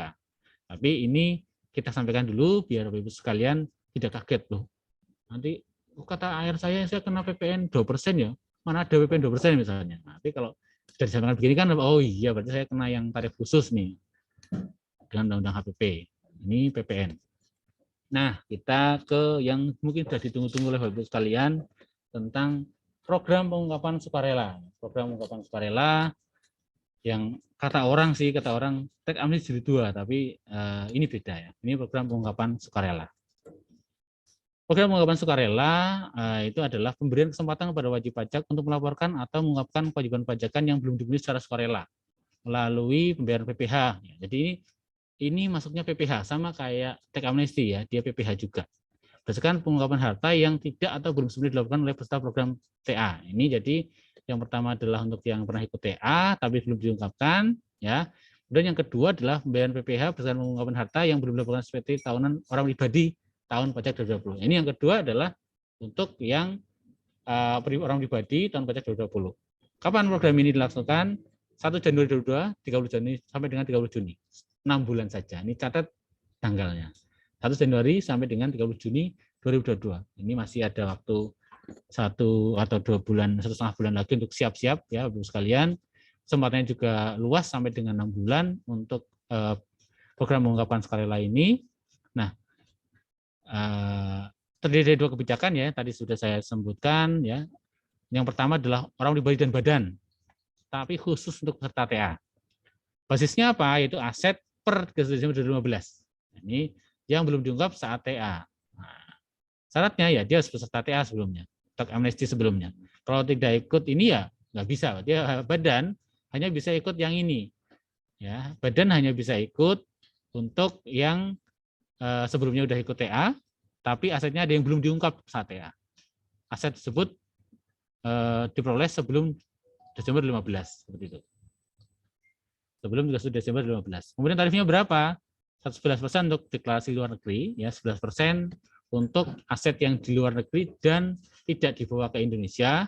Kemudian 8% untuk aset luar negeri yang dibawa ke dalam negeri, tapi tidak ikut ke sektor tertentu, ya investasi tertentu.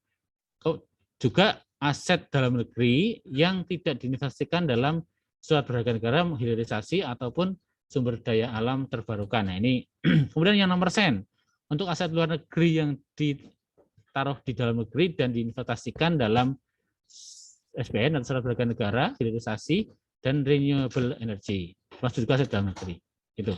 Kemudian kebijakan 2, itu wajib pajak orang pribadi yang aset perolehannya 2016 sampai dengan 2020, tapi belum dilaporkan dalam SPT tahunan 2020. Kemudian syaratnya apa? Tidak sedang dilakukan pemeriksaan, misalnya pemeriksaan tahun pajak 16 sampai dengan 2020, tidak dilakukan penyidikan, proses peradilan dan hukuman atas tindak pidana perpajakan. Jadi kalau yang sedang dilakukan penyidikan atau tindak pidana, dia tidak bisa ikut ini PPAS ini. Tarifnya berapa? 18% untuk yang deklarasi luar negeri. Jadi kalau yang orang pribadi yang dia ikut yang kebijakan nomor 2 ini, kemudian di luar asetnya di luar negeri dan tidak dibawa ke dalam negeri, maka tarifnya 18%. Kemudian 14% untuk aset luar negeri yang dibawa ke Indonesia, tapi tidak diinvestasikan di surat berharga negara, hilirisasi, renewable energy, atau yang ditentukan oleh ketentuan lebih lanjut nanti ya. Nah, terus juga aset dalam negeri yang tidak diinvestasikan dalam surat berharga negara maupun sektor yang ditentukan oleh ketentuan terkait PPAS ini. Kemudian 12% untuk aset luar negeri yang dipakai Indonesia dan diinvestasikan di SBN, surat berharga negara, hilirisasi, dan renewable energy, termasuk juga aset dalam negeri yang diinvestasikan sebagaimana ketentuan tersebut. Nah, wajib pajak pengungkapan harta bersih melalui surat pemberitahuan pengungkapan harta dan disampaikan sejak 1 Januari sampai dengan 30 Juni 2022. Kemudian surat pemberitahuan pengungkapan harta harus dilengkapi dengan bukti pembayaran, daftar rincian harta, daftar utang menyatakan memiliki harta bersih di dalam wilayah negara Indonesia bagi yang dibawa ke dalam Indonesia ya. Nyata akan menginvestasikan harta bersih pada SBN Indonesia Energy. Nah, ini adalah lampirannya. Kemudian DJP akan menerbitkan surat keterangan terhadap penyampaian surat pemberitahuan pengungkapan harta oleh wajib pajak. Ini hampir sama dengan TA memang prosesnya. Apakah dengan online ataukah bisa dengan offline, kita masih belum ada petunjuk lebih lanjut, tapi secara umum inilah ketentuan yang terkait dengan PPAS ini. Batas ini 30 September, batas investasi 30 September, minimal investasi 5 tahun, jika tidak terpenuhi maka ini ada sanksinya ya. Dengan 1, kalau dengan SKP dia 4,5%, nah ini sesuai dengan sebagaimana kolom di sini ya Bapak Ibu sekalian. Kalau harta yang diungkapkan tapi tidak jadi diinvestasikan, tarifnya kalau bayar sendiri 3%, kalau di SKP 4,5%. Kalau kebijakan 2 yang OP ya, SKP 4,5%, harga sendiri 3% sama. Kemudian harta luar negeri tidak dialihkan dalam wilayah negeri NKRI 5,5%, SKP kehendak sendiri 4%. Kalau kebijakan 2 ya, kebijakan 2 itu terkait OP SPT tahun 2020 6,5%, SKP hendak sendiri 5%. Dan harta luar negeri tidak dialihkan dan tidak diinvestasikan dalam wilayah NKRI, kebijakan pertama 7,5%. Jadi harta luar negeri tidak dialihkan dan tidak diinvestasikan dalam wilayah NKRI. Jadi dia sebelumnya sudah mau dialihkan, mau diinvestasikan ya di SBN dan hilirisasi sebagaimana tadi tersebut, tapi ternyata tidak diinvestasikan dan dialihkan ke Indonesia, tarifnya lebih tinggi. Kalau dengan SKP 5%, dengan kehendak sendiri 6%. Tapi kalau kebijakan 2 yang OP tahun 2020, maka SKP 8,5%, kehendak sendiri 7%. Nah, ini secara ringkas, kalau Bapak Ibu sekalian ada kesulitan terkait ini bisa nanti bertanya ya Bapak Ibu sekalian. Kemudian yang dua yang terakhir ya, ini yang pertama adalah pajak karbon. Ini adalah hal yang baru Bapak Ibu sekalian, istilah baru, tapi bukan berarti ini baru di Indonesia gitu. Tapi kalau di luar negeri mungkin sudah bukan hal yang baru. Jadi kenapa ini ada, Bapak Ibu sekalian? Ini dalam rangka ya mendukung bumi yang hijau gitu. Jadi mengendalikan peningkatan emisi gas rumah kaca. Jadi agar bumi kita lebih nyaman lagi untuk ditinggali, udara kita lebih bersih dan seterusnya. Nah, dan juga tujuannya mengubah perilaku aktivitas ekonomi yang berpotensi menghasilkan emisi gas rumah kaca. Pajak karbon akan dilakukan secara bertahap. Jadi Bapak Ibu yang sekalian yang ikut dalam hari ini jangan sampai mikir, waduh ini pajak karbon saya kena pajak nggak nih? Nah itu kalau di roadmap-nya untuk 1 April 2022 yang baru kena adalah untuk sektor PLTU batubara. Jadi kalau Bapak Ibu sekalian yang tidak bergerak di sektor PLTU batubara sementara ini masih aman. Belum ada ketentuan dia akan kena gitu ya. Tapi untuk selanjutnya jangan tidak menutup kemungkinan akan kena ya. Karena apa? Karena memang subjek dari pajak karbon ini adalah mereka yang membeli ya. Subjek pajak karbon ini adalah mereka orang pribadi atau badan yang membeli barang yang mengandung karbon. Nah, itu. Dan atau melakukan aktivitas yang menghasilkan emisi karbon. Jadi pajak karbon terutama atas pembelian barang yang mengandung karbon atau aktivitas yang menghasilkan emisi karbon dalam jumlah tertentu pada periode tertentu. Saat ini kita belum sampai ke sana. Sementara ini setelah April 2022 baru diberlakukan pada sektor PLTU batubara. Nah, tapi tidak menutup kemungkinan selanjutnya adalah karena memang fokusnya adalah di kehutanan, energi, dan satu lagi di sektor transportasi. Karena itu yang banyak menyumbang ke dalam efek gas rumah kaca dan juga untuk ini tadi. Dan juga Indonesia telah meratifikasi Paris Agreement ya. Di situ kita sudah mempunyai komitmen untuk mengurangi karbon yang dilepaskan ke udara kita. Baik. Ini adalah peta jalan untuk pajak karbon ya secara umum seperti ini. Ya, jadi 2021 ini sudah mulai finalisasi Perpres nilai karbon. Jadi apa dan siapa ya. Sementara ini ya untuk PLTU batubara dulu untuk 1 April 2022.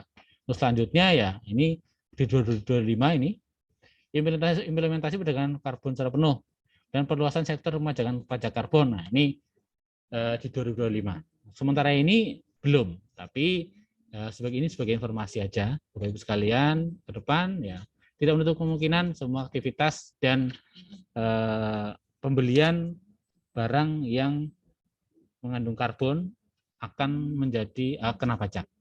Ini jadi semacam cukai ya. Maksud ini kalau kita klasifikasi pajak karbon ini masuk pajak apa gitu kan?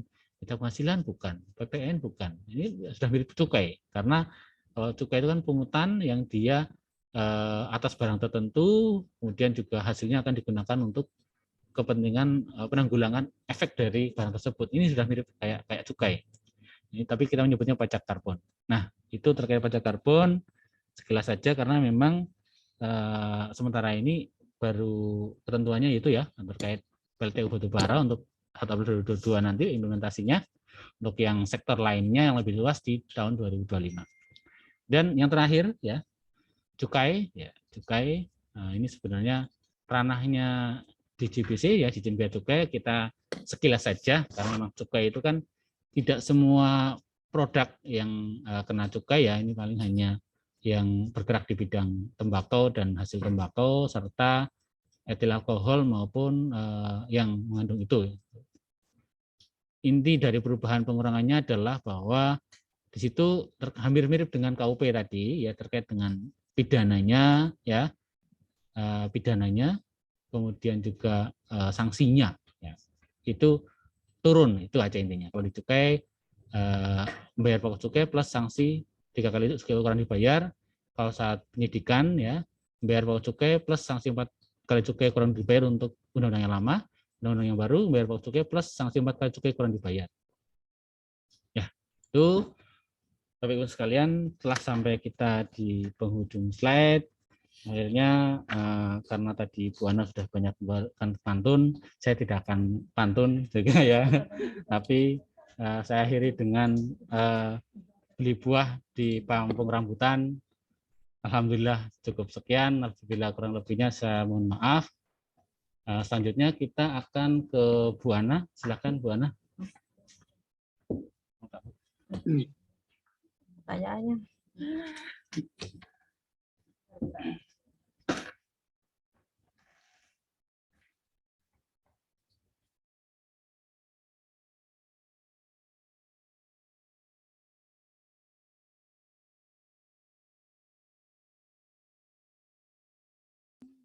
Ada yang enggak, ada yang sudah. Oke, kita stop share. Oke. Oh yang ini. Kok. Nah, kelihatan muka saya. Demikian tadi paparan dari Bapak Sutarmo untuk Undang-Undang Harmonisasi Peraturan Perpajakan. Bapak Ibu tadi sudah masuk banyak pertanyaan ya. Kurang lebih ada berapa pertanyaan Bapak? Ada 19 pertanyaan yang nanti akan dijawab. Untuk sebelum kita menjawab pertanyaan, kita post test dulu ya Bapak Ibu. Nanti saya tampilkan post test seperti tadi. Nanti pertanyaan akan muncul di Zoom Bapak Ibu sekalian. Nanti langsung dijawab saja pada Zoom. Puisi lagi, pantun lagi. Pergi ke lautan mencari teri. Bagian hulu terhampar ijuk. Setelah kita mendengarkan materi, kita kerjakan dulu post test yuk.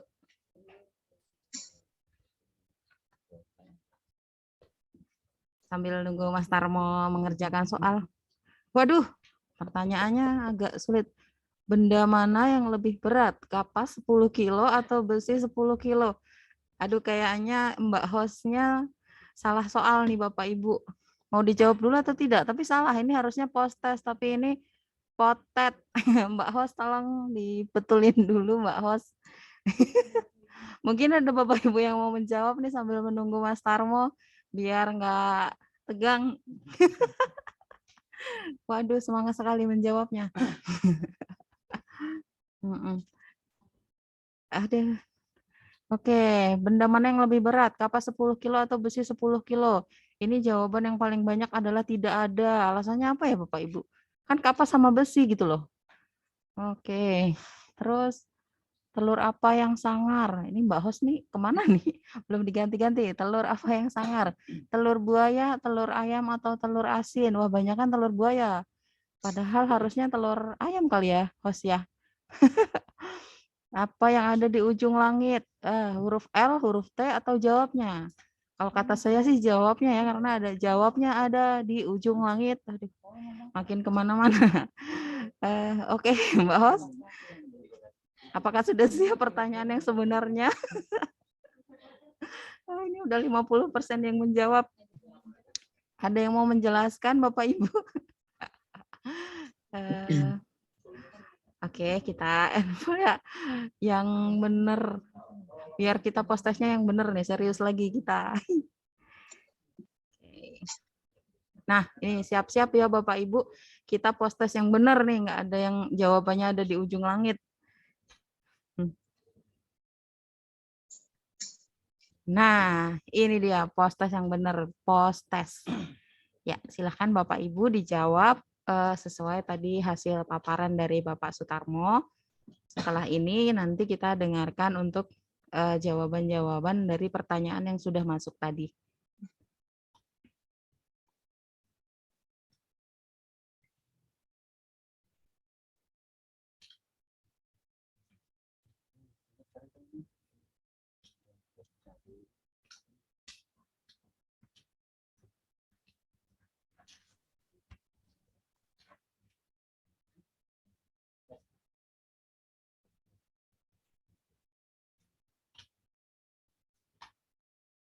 Ya, nanti apabila setelah acara ini Bapak Ibu masih terdapat pertanyaan, nanti bisa WhatsApp ke nomor WhatsApp kami. Saya tuliskan di kolom chat ya Bapak Ibu.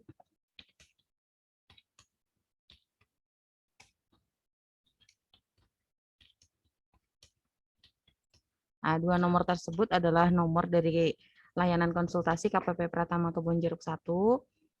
Boleh dicatat.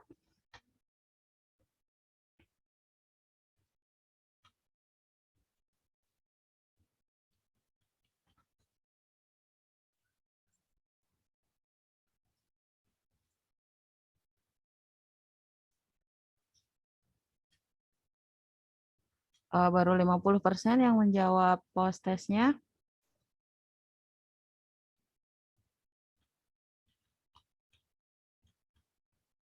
Oke, kita tunggu sebentar lagi.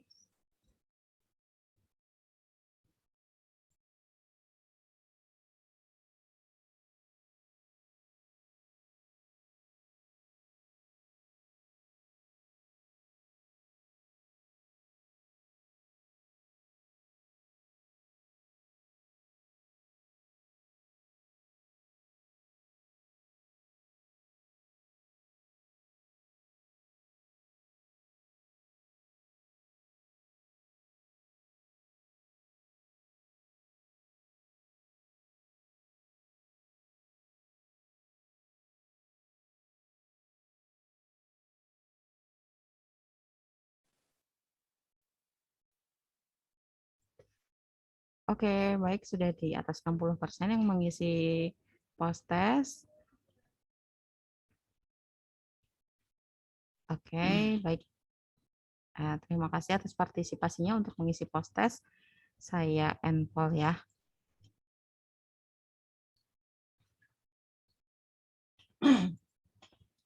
Oke, untuk acara selanjutnya kita membahas pertanyaan yang sudah masuk. Kalau untuk kali ini ada puisinya nggak ya? Belum ada puisi lagi.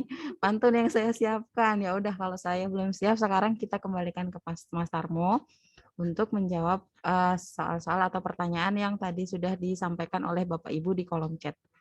Kepada Mas Tarmo, kembali dipersilahkan.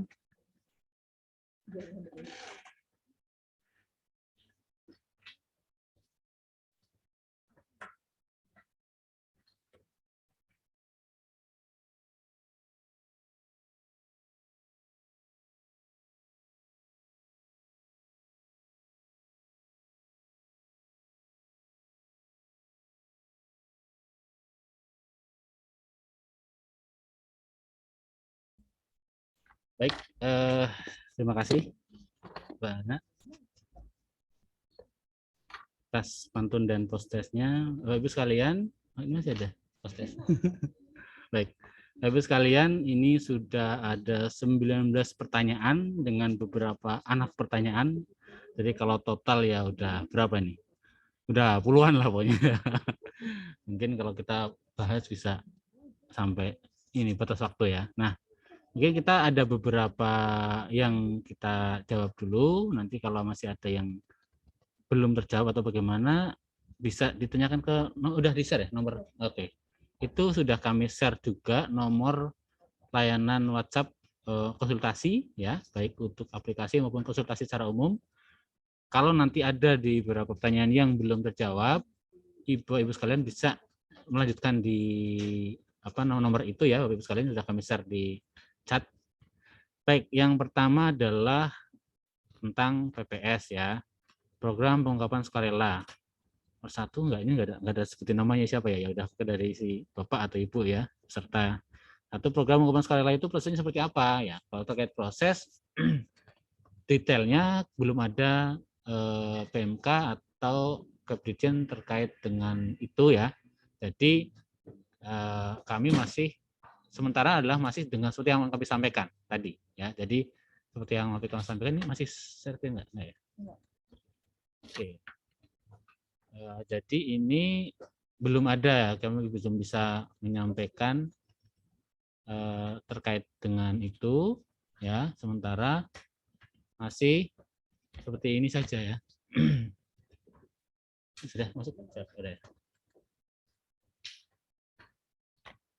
Jadi sementara ya masih seperti ini, gitu. Masih seperti ini yang ada di undang-undang. Jadi meskipun ini sudah diundangkan dan mulainya 1 Januari, namun belum ada teknisnya seperti apa, ya prosesnya terkait dengan program pengungkapan sukarela. Kita sama-sama menunggu, Bapak-Ibu sekalian.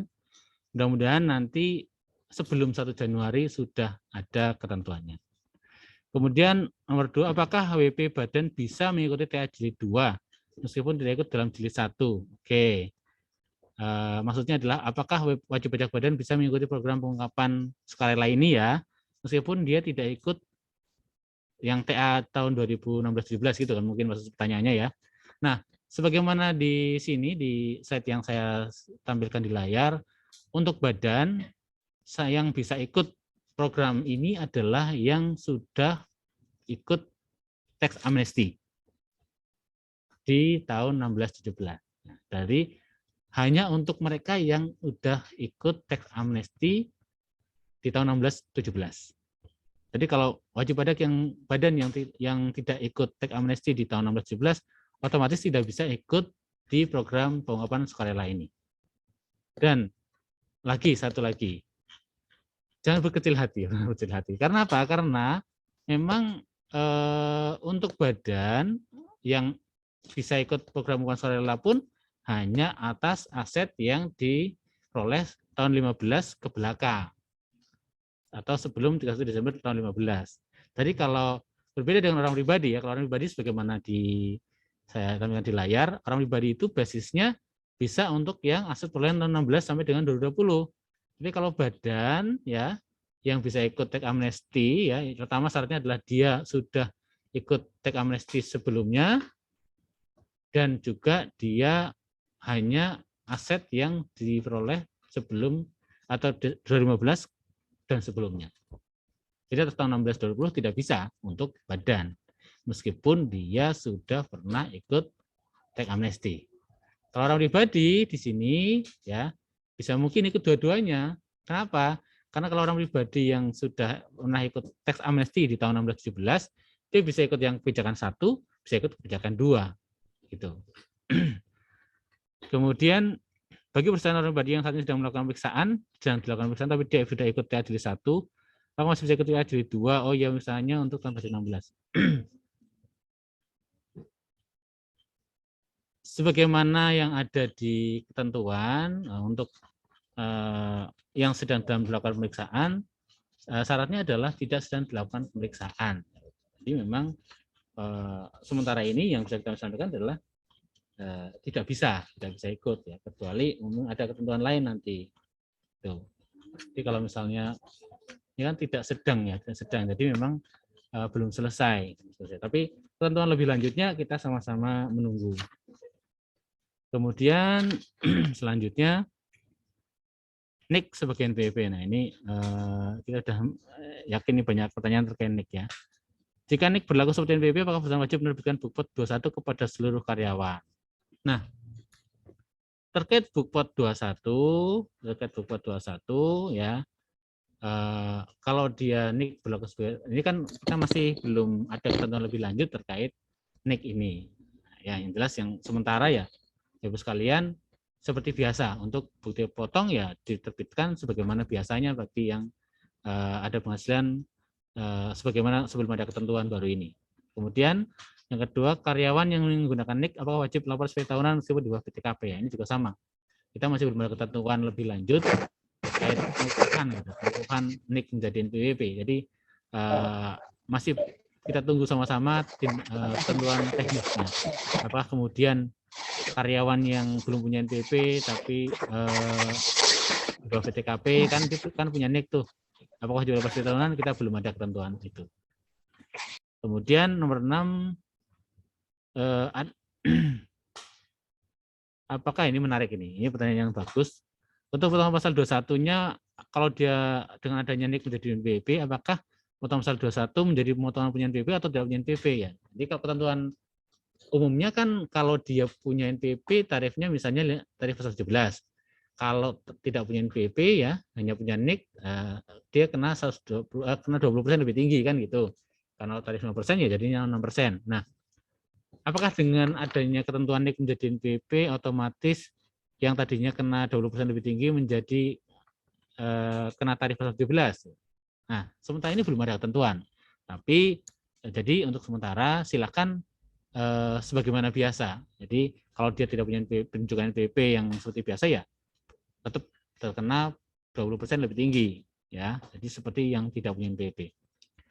Kemudian karena memang belum ada ketentuan lebih lanjut. Nanti kalau ada ketentuan lebih lanjut ya silakan kita ikuti ya. Nah, kita lagi ya.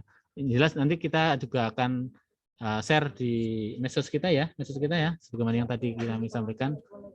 Ya, itu ada kalau medsos kita baik itu apa namanya yang Facebook, Instagram, Twitter maupun yang lainnya itu kita akan sampaikan.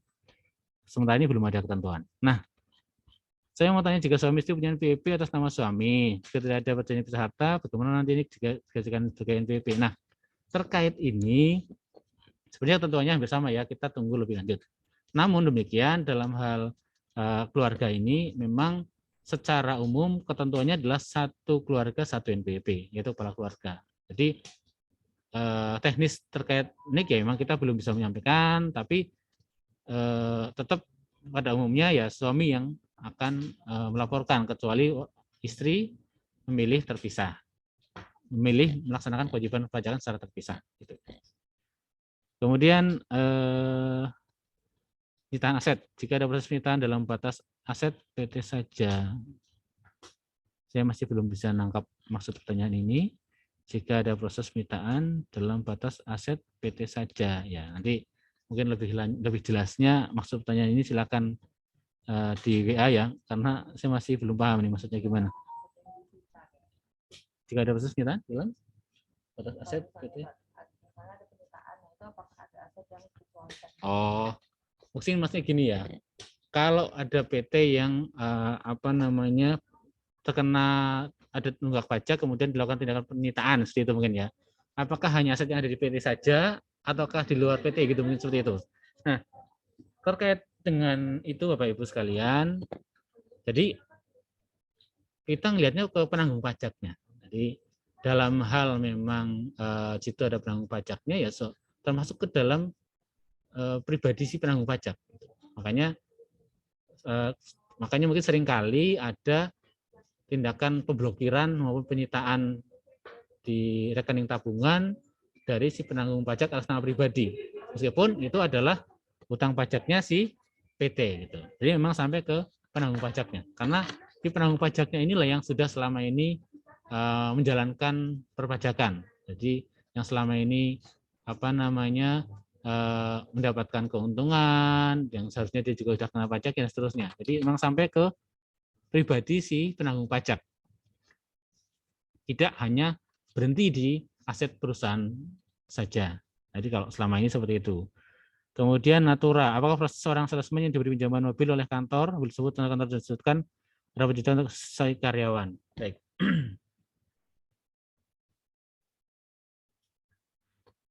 Jadi ketentuan lebih lanjutnya tadi sama-sama kita tunggu ya, karena kan memang ada batasan tertentu yang tidak kena pajak. Ya, di sini di apa namanya PPH ya, untuk penyusutan, bukan untuk penyusutan, untuk natura ya, natura. Itu ada batasan yang kena pajak dan yang enggak. Nah, sini di yang E, nah itu natura dengan jenis dan batasan tertentu. Itu jadi yang artinya adalah yang di dalam batasan tersebut dia bukan merupakan penghasilan bagi si karyawan yang menerima natura tersebut gitu. Cuman batasannya berapa kita sendiri belum tahu ya, karena memang kita sama-sama menunggu juklak atau juknis dari ketentuan ini. Ya, nomor 10 juga sama pertanyaannya. Kemudian ya ini juga sama nomor 11 terkait natura ya. Jadi ini semua menunggu petunjuk tindak lanjut petunjuk selanjutnya dari Undang-Undang HPP ini. Kemudian nomor 12. Tarif PPOP yang baru ini apa berlaku juga untuk pasal 21 jenis barang pada bukan pegawai nomor 1 penambungan. Nah, ini sangat ini ya. Bagus pertanyaannya ya. Kita lihat ke tarifnya. Jadi di tarif ini lapisannya kan naik ya 60 juta. yang kena 5%. Ya. Jadi pertanyaan di sini, apakah juga berlaku untuk pasal 21 jenis imbalan kepada bukan pegawai yang berstatus penambungan setelah imbalannya kali 50%, gitu kan? Misalnya katakanlah dokter gitu kan, atau mungkin dan bebas lainnya yang dipotong oleh si pemberi kerja atau oleh si yang mendapatkan jasa ya. Harusnya 50% kali bruto. Nah, kemudian katakanlah misalnya penghasilan brutonya kalau normal kan harusnya misalnya gini, 100 juta. Kalikan 50% dulu. 100 juta 50%, 50 juta. Kalikan tarif 17 ya, 5% kan gitu.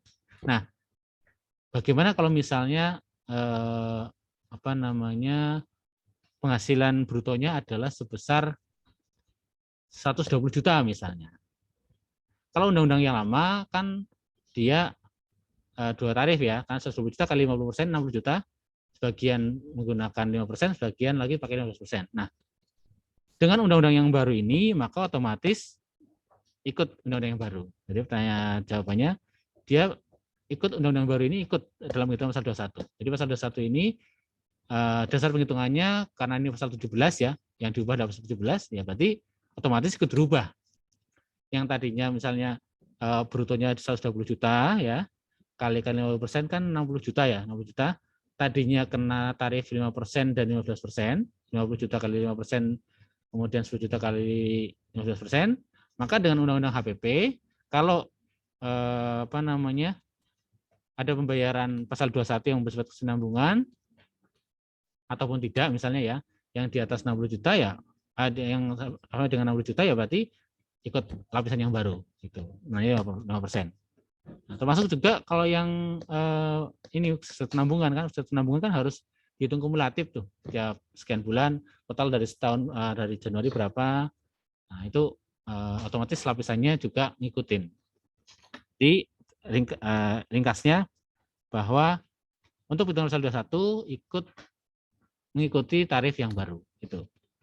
Kemudian tarif PPh badan untuk apa saja badan 21 yang telah lakukan segera berarti memakai tarif lama ya Pak ya, belum pakai yang tarif 22%. SPT badan tahun 2021 kan dari tahun ini ya. SPT tahun 2021 dia menggunakan tarif 22% nih Bapak atau Ibu. Karena apa? Karena memang tarifnya 22%. Di undang-undang yang lama memang undang-undang pajak yang dulu itu memang 25% ya. Tapi dengan Perpu nomor 1 tahun 2020, Junto Undang-Undang 2 tahun 2020 itu tarif pajak badan itu turun. 2020 dan 2021 22%, tahun 2022 20% kan gitu. Cuman dengan undang-undang harmonisasi menjadi 22% mulai tahun 2022. Artinya apa? Artinya tahun ini 2021 tarifnya adalah 22%. Sudah 22%. Gitu. Karena memang tahun 2020 dan tahun 2021 itu tarifnya 22%. Jadi untuk PT Badan tahun 2021 ya tarifnya 22%. Oke, yang lainnya lagi.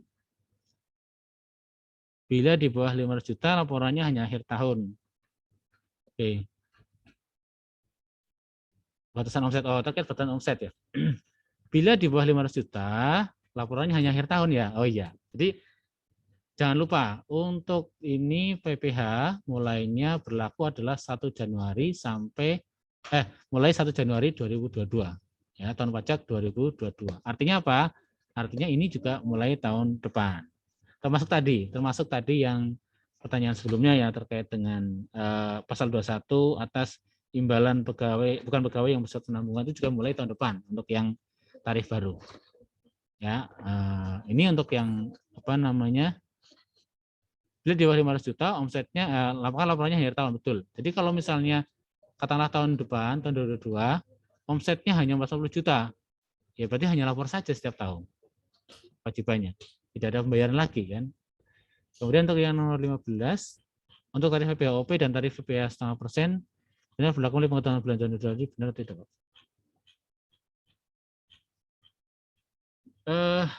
Bapak Ibu sekalian, untuk tarif PPh-OP ya itu mulai untuk tarif baru ya sesuai undang-undang itu mulai tahun depan. Kemudian untuk batasan omset 500 juta juga untuk tahun depan.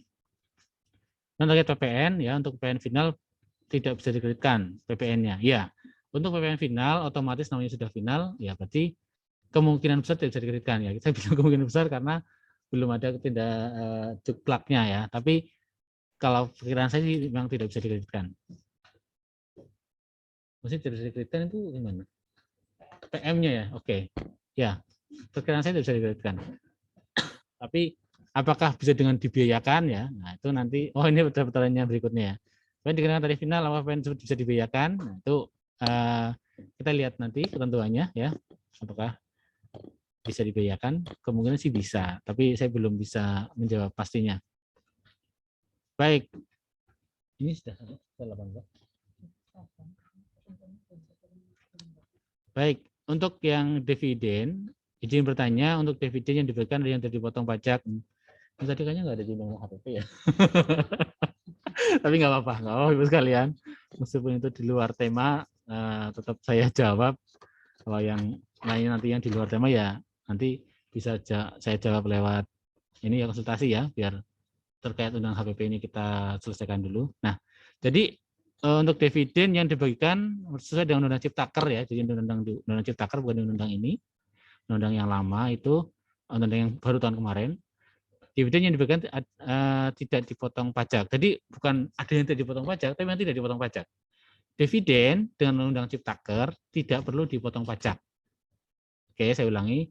Dividen bukan lagi objek pemotongan pajak, tapi apakah dia menjadi terutang pajak atau tidak, tergantung apakah dia memenuhi syarat atau tidak.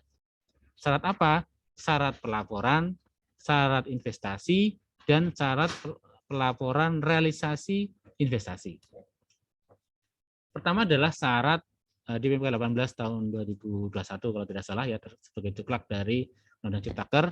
Jadi untuk dividen ini pertama dia harus dilaporkan di SPT tahunan orang pribadi si penerima dividen ya, dilaporkan sebagai penghasilan yang tidak terutang pajak, itu pertama. Kemudian yang kedua, dia harus menginvestasikan kemana? Tidak bebas kemana saja diinvestasikan, tapi ada ketentuannya. Di antaranya adalah di deposito tabungan yang di bank persepsi, ya, bank bukan di tidak semua bank, tapi bank persepsi. Jadi kalau di tabungan atau deposito di bank persepsi, ya, bank persepsi itu bank yang digunakan untuk bayar pajak ya, bank persepsi, kalau BNI, Mandiri, BCA itu bisa. Kalau Bapak Ibu tanamkan di situ, ya itu berarti sudah memenuhi syarat investasi. Itu baru syarat kedua, investasi. Kemudian syarat ketiga yaitu laporan realisasi investasi.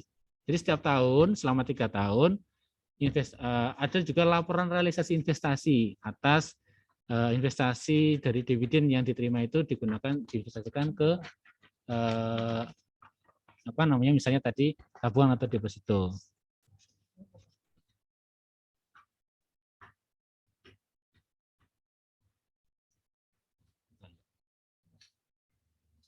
Itu ya. Jadi kalau terkait dengan saham tanah emas dan sebagainya nanti mungkin silahkan hubungi nomor WA kami saja ya Bapak Ibu sekalian yang bertanya ini. Jadi kami tadi sampaikan terkait syaratnya dulu, syarat apakah dividen itu terutang pajak atau tidak. Jadi terkait dividen, saya sampaikan pertama adalah dividen bukan objek pemotongan pajak lagi.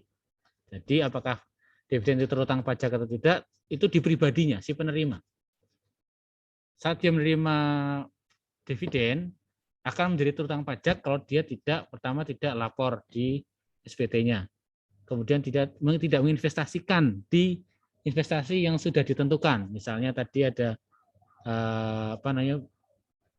tabungan deposito di bank persepsi ya diantaranya. Kemudian terkait dengan yang lainnya silakan Bapak atau Ibu yang bertanya tadi silakan kehubungi kami.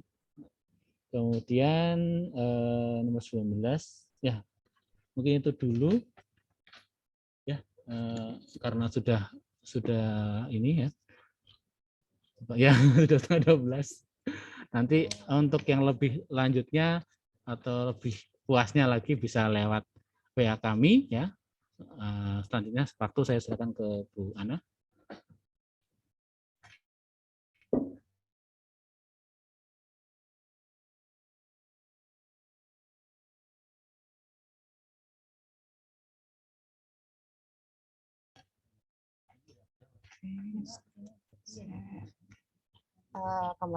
Kembali lagi bersama saya Bapak Ibu. Demikian tadi jawaban atas pertanyaan-pertanyaan yang sudah diajukan.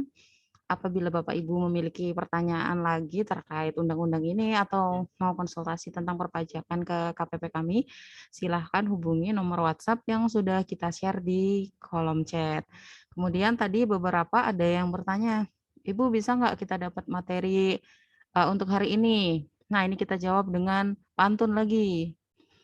Ikan teri kecil tetapi penuh gizi. Link materi muncul setelah kuesioner diisi. Jadi Bapak Ibu isi dulu kuesioner yang linknya sudah kita bagikan di kolom chat. Nanti setelah pengisian, setelah disubmit, dia akan diberikan link untuk mendownload materi. Seperti itu. Nah, untuk kuesioner ini sekaligus untuk evaluasi kegiatan kami dan untuk sosialisasi berikutnya. Kemudian untuk pesan sponsornya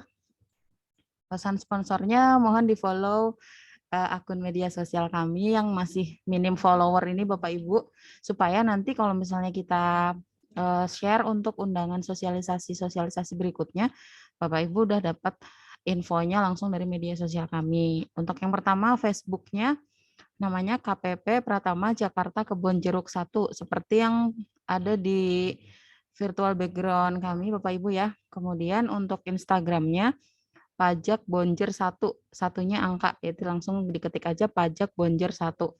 Dan untuk Twitternya juga pajak bonjer 1, satunya angka. Mohon di follow ya Bapak Ibu, terima kasih. Kemudian, ini pantun saya lagi nih. Beli pepaya ditaruh di dalam peti. Jangan dibuka isinya, bahaya. Bapak Ibu peserta yang kami hormati, sebelum live room mohon isi kuesionernya ya. Aduh, sampai bosan baca pantun ya. Untuk kegiatan sosialisasi kita hari ini sudah cukup. Nanti apabila ada sosialisasi berikutnya bisa kami infokan melalui WhatsApp atau email atau media sosial kami yang sudah kami infokan tadi. Mohon di-follow. Untuk hari ini bunga mawar membawa duri. Bunga dadap tumbuh ditanam. Saatnya kami undur diri, salah dan khilaf mohon dimaafkan. Sekian dari saya dan tim. Akhirul kalam. Wassalamualaikum warahmatullahi wabarakatuh. Waalaikumsalam warahmatullahi wabarakatuh.